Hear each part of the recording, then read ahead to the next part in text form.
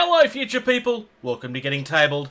I'm Jason the Bruce, this is Prepare for Conquest, and today we're having a look at the Apex Queen.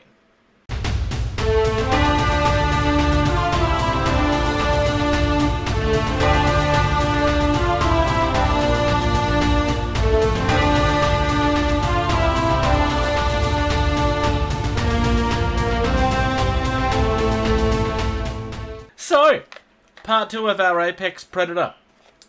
Technically. Because the Apex Queen belongs with the giant T-Rex. As far as I'm concerned. Because that's the way that I'm going to prefer to build it. It does cost more to build it that way. There is a video that you can watch over here that goes through the rules on that. And a couple of tips that I gave. It's not the be-all and end-all as far as rules is concerned. You may find things that I didn't notice. Those rules videos are designed as a first glance at someone that hadn't looked at the rules properly. Those videos are all designed as a first glance at someone looking at them for the first time. They're not supposed to be, this is the ultimate competitive way to play. It's just this is the first things I noticed. And this is what I kind of like. Nothing has been tested on the tabletop at this stage. Once they have been, then I'll probably go through and update things. But I've got to get to that point first. But today, we're having a look at the Queen herself. Alright, so here we are with the Apex Predator box. As always, you get the artwork on one side, and then the actual figure on the other. This is very clearly a 3D render of the figure, so this box was obviously very early on in production, which is fine, I don't have a problem with that, I'm just mentioning it. Otherwise, it's a fairly standard box. I do love the look of this mini, at least as far as on the website's concerned. It does look really nice. Resin, as you would expect from the characters at this point. And then in the box, you have the Apex Queen. Now, when you're playing with this in the game, you need the Apex Queen card and the Apex Predator card, because they do activate separately. It's important to remember that, because you're going to shoot yourself in the foot if you don't do it properly. But, let's get into the main course, shall we?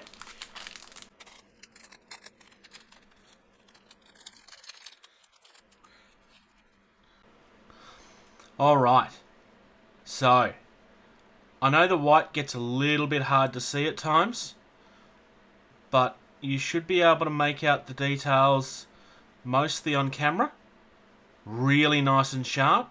There's a little bit of flashing down here around the legs. It's kind of where you would expect it, honestly. I do like this. This is actually nice and thick. Feels like an armor plating.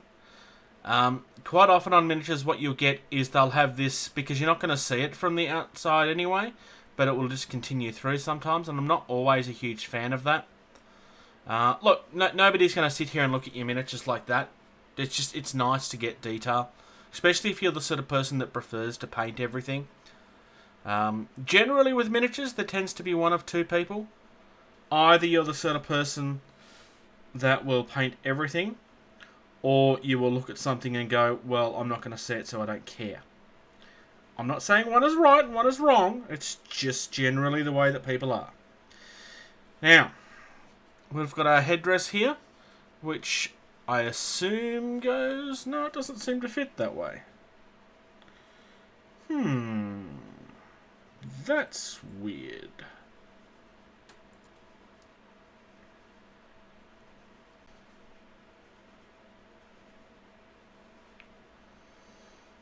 Goes...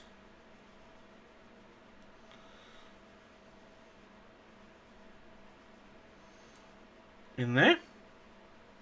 Quite a nice fit too. And then the other one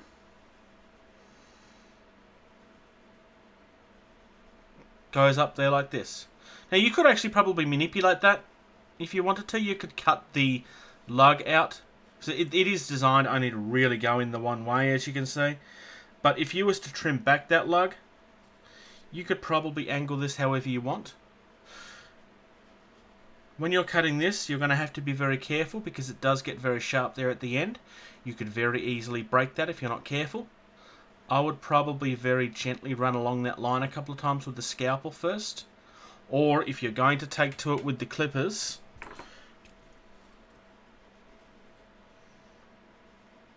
I will be doing it very, very gently. I would probably go that way first so you can get in nice and close. But you're going to have to be very careful to protect that tip. If you do accidentally do it, it shouldn't be that hard to trim it back down to a point. It's just something that you're going to want to be careful about. Now mine is a little bit warped, as you will see. That's not a huge issue. All you need to do is warm these resin parts up and you can bend them straight again and then it'll be no problem. And the last two things I have are the straps. Now these straps are designed to help hold her down onto the creature. Interesting that that she has her own pieces and they're not using the ones from the Predator. That's actually a nice... I wasn't expecting that. That's actually kind of nice.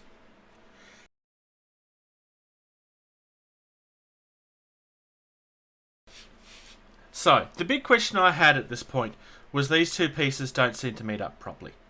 And I think the problem is a little bit twofold. This is essentially a digitally edited version of the original, which is fine. That's not unusual in this hobby. It does fit-ish. It doesn't quite line up properly. There's going to be some gaps that, if you're really fussy, are going to annoy you. I will probably ignore these, honestly. I'm petrified of green stuff. I avoid it. I don't have any skills with it. I've avoided it for a very long time, quite deliberately. But honestly, it's not that bad. The thing you need to be aware of is that if you're not lining this up perfectly, this feather can impact against that spike and gets in the way. You need to move it around so that it actually fits properly. So the Mini works perfectly fine. You just need to watch what you're doing and not be a klutz. So the main error that I pointed out earlier in this video is actually just because I was being a little rough. Well, not rough, but I wasn't lining things up properly. So, yep, all good. So there we go. Predator Queen is complete. Miniature fits together quite well, but you just need to watch how you're putting things together because there's a couple of pieces that are a mil or a 1/16 of an inch away from each other that are very, very close, that will impact and stop things fitting if you're not watching what you're doing very carefully. So this is just a mini that you just need to be a little bit careful of and watch what you're doing, and you'll be perfectly fine. If you're interested in getting into Conquest or expanding your existing force, either use the QR code on screen or the link in the description to open the Parabellum website, and when you're asked if you have a discount voucher, enter Getting Tabled without spaces, just like you see on your screen, to receive 10% off your order. In doing so, not only will you save money, but you also help support our channel without any cost to you. Thank you very much to anyone who chooses to do that. It's greatly appreciated. You're helping us improve our content and bring more content to you. Thank you very much for checking out this video. If you're enjoying the content of this channel, please like and subscribe. If you're in a position to do so, please check out patreon.com/gettingtabled. You receive early access to at least 80% of all videos that we put out, and you get access to the video edition of all of our podcasts the day that they're uploaded. If you'd like to check us out on social media, facebook.com/gettingtabled is the most active. We also have a Discord server. You can email our team at gettingtabled@gmail.com. If you're on either Twitter or Instagram, you can find us at gettingtabled. And until next time, play more.